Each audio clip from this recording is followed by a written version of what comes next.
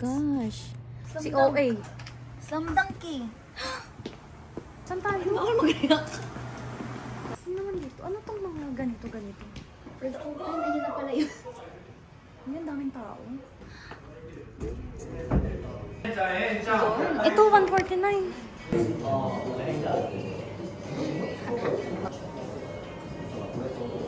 Uy! Uy! Napilitan ko lang laro. Kasi gusto ng tropa mo. Ay, wait lang. Uy! Pasok! Pasok! Uy! Uy lang! Paano kapag ano doon? Paano pag isusulat? Yung number nung pumasok na ano. Ano yung isa ko? Lagay mo din 5. Loko ka. Kala ko lang marunong. Uy! Akala mo inaatake. Ano yun eh? Chance ko na yun eh. Bullshit. Okay?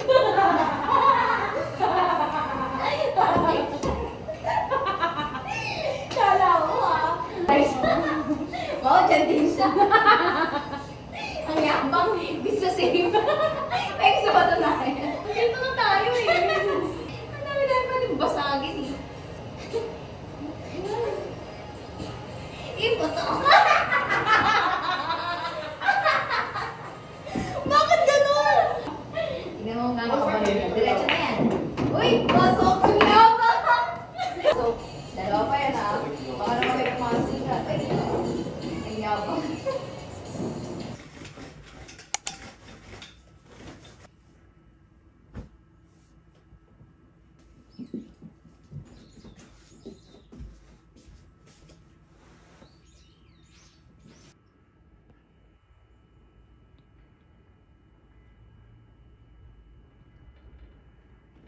Okay guys, welcome back to me. Ay, welcome back to me. Kala ba tagal na wala. So ayun, may dumating na package kagabi and ito na yung Gentlewoman na in-order ko. I'm so excited. Kagabi ko pa to gustong buksan. Sabi ko bukas na lang para isasama ko siya sa vlog. May ano pala ako sa inyo guys. If balak nyong umorder din sa Gentlewoman, recommend ko sa inyo na sa direct na sa website nila kayo mag-order kasi feeling ko mas mura. Hindi kasi feeling ko mas mura pag sa website talaga ng Gentlewoman. Anong point ko? Grabe, hindi ko na alam kung paano magsalita. I mean, ang dali lang mag-order sa sa website ng Gentlewoman. Add to cart lang kayo, pero feeling ko ang minimum spend is around $60 to $70 para magkaroon kayo ng free shipping. Ayun, share ko lang. Let's open this baby. Grabe, sobrang excited talaga ako. And nga pala, kala ko mabubuksan na. Ang dami kong gustong orderin sa Gentlewoman na hindi ko na-order dito. Siguro ang laman nito is 4 items lang. Which is, yung mga gusto kong bilhin talaga, puro sold out. Grabe ba? And recently, kailan ba ako kaninang umaga, chinek ko yung website nila and yung mga gusto ko, available na. 'Di ba? Siguro next month na ulit ako mag-order para sana available ulit mga gusto ko. Tsaka yung iba dito, in-order ko na kasi baka mag-sold out ulit. So, buksan na natin. Ang daming daldal.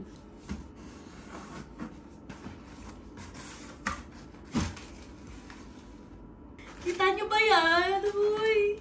Oh my God! Kinikilig ako. Gusto ko talaga bilhin to. Ay!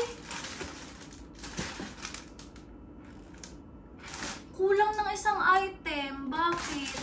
Wala yung top na binili ko. What? Okay, so, kanina, nag-film na ako ng unboxing. Say hi, baby. Hi.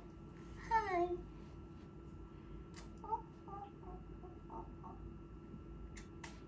Okay, so, tago naman ng puwet. Ay, sorry. So, kanina, nag-film na ako ng unboxing na to. nabuksan ko na nga siya.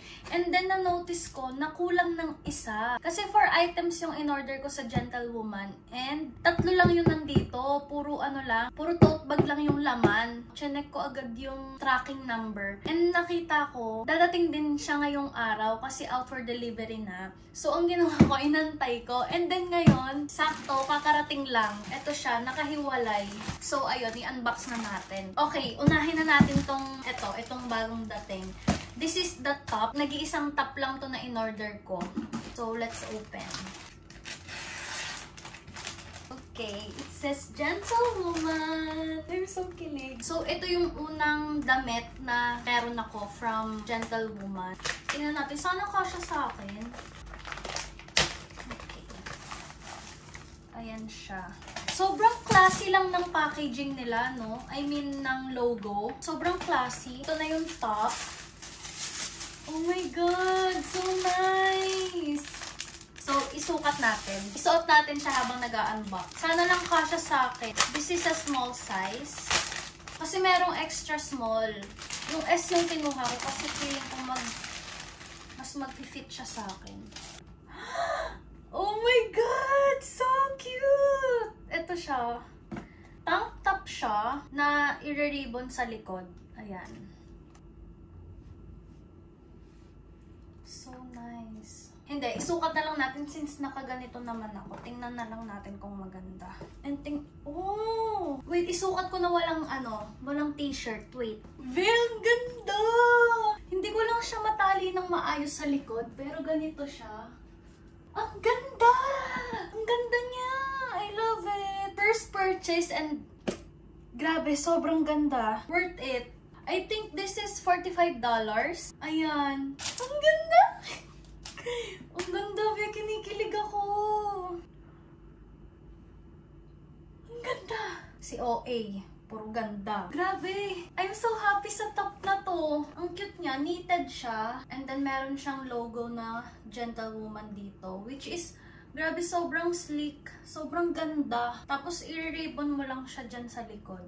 Super nice. Ang size ko dito ay S. Pero feeling ko, medyo maluwag siya sa akin. Siguro mas okay kung extra small to. Pero hindi na masama kasi mariribon naman siya sa likod. Pwedeng higpitan. Meron din available nito in color white. Okay, so dito na tayo sa mga bags. Tada!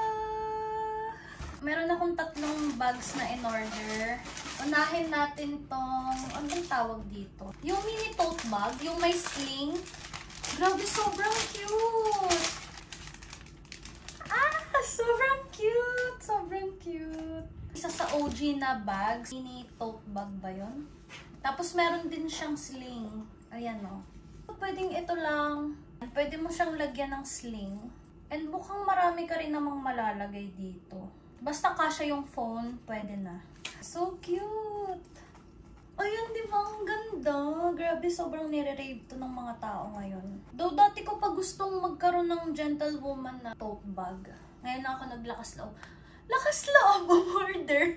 May malaking Gentlewoman dito. Tapos meron din dito sa likod. Ayan. Wala siyang zipper. Yung magnet lang. Yan. Tapos sa loob, meron lang din tag na Gentlewoman. Ganyan yung space niya. Which is, feeling ko maraming malalagay din dito. Kasya dito yung phone. For everyday use. Ayun, bagay siya for everyday. I mean, bagay siya sa lahat ng aura. Feeling ko. Grabe, excited na ako magamit to. Next ay ito. Ay, medyo malaki siya. Ang laki niya. By the way, this is $5.90 baht. Sa $17 ganon. Ang laki niya pala, parang malaki siya. Ewan ko kung anong tawag dito, basta shoulder bag siya. Ah, sakto lang. Hindi pala siya malaki, sakto lang. Ayan. Ay, ang cute!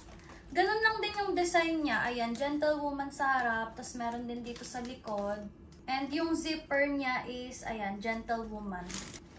Ayan. Ito, sobrang spacious din. Pero maganda sana kung medyo may pocket sa loob, no? Wala eh. Wala, this is so nice. Si OA. Si OA. Ang cute! Ay, ang ganda niya, babe. Ayan. Pero hindi siya na-adjust, no?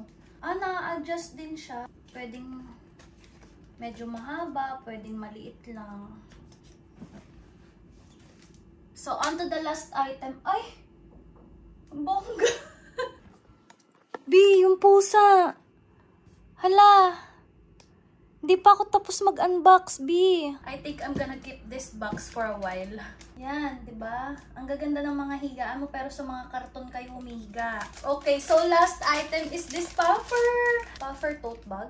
Hindi ko alam yung mga pangalan. Lagay ko na yung pangalan sa screen. So, this is 590 baht. Feeling ko nasa... Paano ba to? Grabe, ito yung pinaka gusto ko. Well, yung ibang gusto ko talaga, sold out kasi. Sa next na lang ako order ulit. Pag nag-available na sila. Unahan talaga eh. Ayan. Uy, ang ganda nito. Ate! Pero feeling ko mabilis kapitan ng dumi. Diba? Sobrang aesthetic lang. At ito talaga, marami kang malalagay sa loob. So, same design. Gentlewoman. Gentlewoman. I'm so happy. So happy. Ayun, ganyan lang siya. Wak. Diba?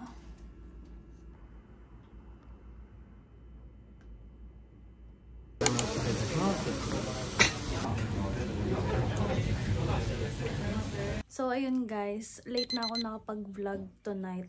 Ano ba ngayon? It's currently 11:07 and kanina pa ako naglilinis eh, simula pagdating ko. Dumating kasi ako ng bahay mga 7:30 ganon. Simula nun pagdating ko, naglilinis na ako. Nilinis ko yung loob ng washing machine. Naghugas ako ng mga pinagkainan ko kaninang umaga. Nag-vacuum ako. Nilinis ko yung toilet, nilinis ko yung shower. Grabe ba? I guess therapy ko na siya. Pag na-stress ako, gusto ko maglinis. I mean, for sure, di lang naman ako yung ganun. Pero I love cleaning. Hoy! Kanina ko pa iniisip to actually, nung nasa work pa ako. Sabi ko, ayusin ko yung closet. Kailangan ayusin ko. Ayun, so ito na yung progress. Ayun na yung progress niya. Kung nanonood kayo sa vlog ko, ewan ko kung naisama ko siya sa vlog ko. Yung clothing rack ko na yan, nandito yan before, diba? Andito yan, isang hilera yan dyan. Tapos yung lalagyanan ko ng bag, tapos yung mirror, 'di ba? So ngayon, ito na siya. Tapos nilagyan ko lang ng fake plants. Nasa kwarto ko yan eh. Ang dami na kasing fake plants sa kwarto ko. So dito ko naman nilagay yung isa. Tapos nilipat ko dito yung yung lagayan ko ng bag and yung clothing rack ko pa na isa dyan. Natambak na nga yung mga labahan dyan, di ko pa natutupi. Liligpitin ko pa yan. Andito pa yung sofa bed.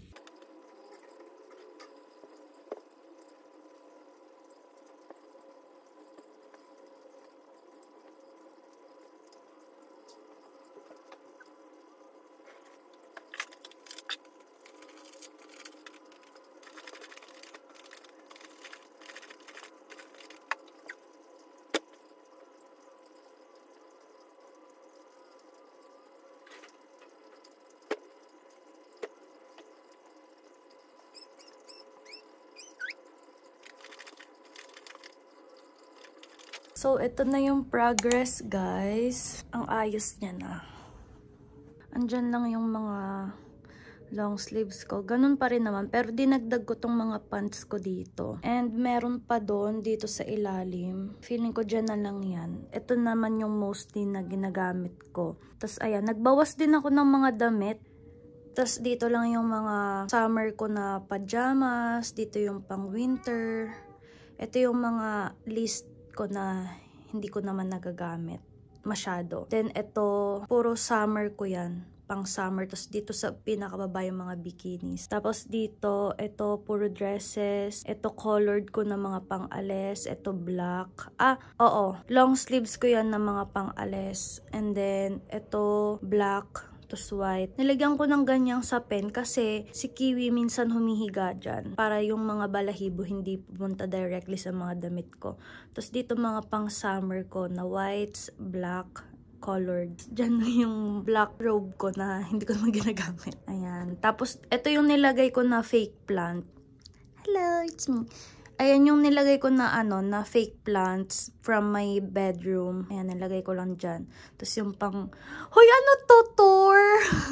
Closet tour. Ito naman, ayan yung jacket ko kasi since medyo malamig pa dito, ayan, ginagamit ko pa yan. Tapos dito lang yung mga bags, ayan.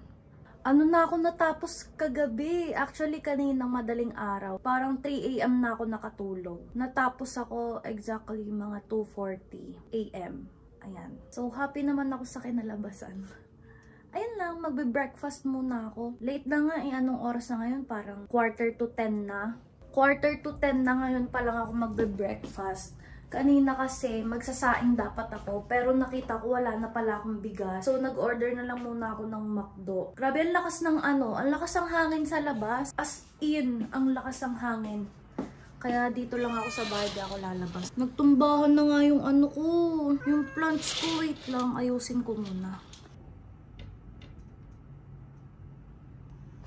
Natumba na naman, kakatayo ko lang. Kakatayo ko lang yan, natumba na naman. Grabe, sobrang lakas ng hangin. Yung pintuan ko is sliding. Grabe, rinig na rinig mo yung hampas. Against the light, but it's fine. Grabe, ang lamig na pero nag-order pa rin ako ng iced coffee. Nalimutan ko mag-add ng dressing sa salad. Buti na lang nilagyan ng ng delivery guy. Sabi niya nilagyan niya daw ng dressing. Thank you very much. Dalawa yung nilagay niya. Wala nga kasi akong sinelect na dressing doon. Oh my God, thank you. At dahil dyan, i-rate natin siya sa Wolt. Sa Wolt kasi ako nag-order. Sa Uber Eats kasi, wala atang McDo sa Uber Eats kasi hindi available mag-deliver dito sa bahay. Dito sa area namin. Sa Wolt kasi pwede. Tsaka mas mura sa Wolt. Ang minimum spend kasi 1,000. Makakalis ka ng 200 kapag So, ayun. May discount siya. Grabe, naawa ko kay Kiwi. Wala na siyang kalaro. Umuwi na si Sofia the first. Tapos kagabi, naawa ko kay Kiwi kasi habang inaayos ko yung closet ko, diba? Kasi, ang routine kasi namin ni Kiwi, nasa bed na kami niyan, mga 9, 10, ganon. Ganon kasi yung oras na natutulog na kami. Kaninang madaling araw, sobrang late ko na. Gising pa ako kasi nga nag-aayos ako ng closet. Tapos nandun din siya sa tabi ko. Doon na nga siya nakatulog sa may kumot kasi doon. Doon na siya nakatulog. Talagang inaantay niya ako. Ang cute lang. Parang parang tao talaga. So, ayun. Manonood ako ng K-drama.